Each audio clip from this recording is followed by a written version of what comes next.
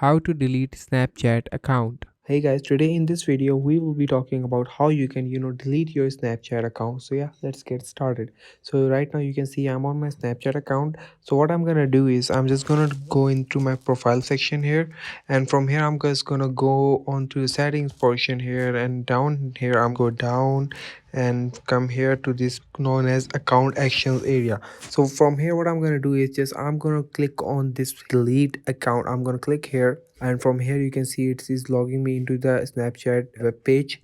So right now they are asking me, giving them a username and a password. Then they will be asking me why do you want to delete your account, and then I'll be answering the reason. So yeah guys, this is how from where you can delete your Snapchat account.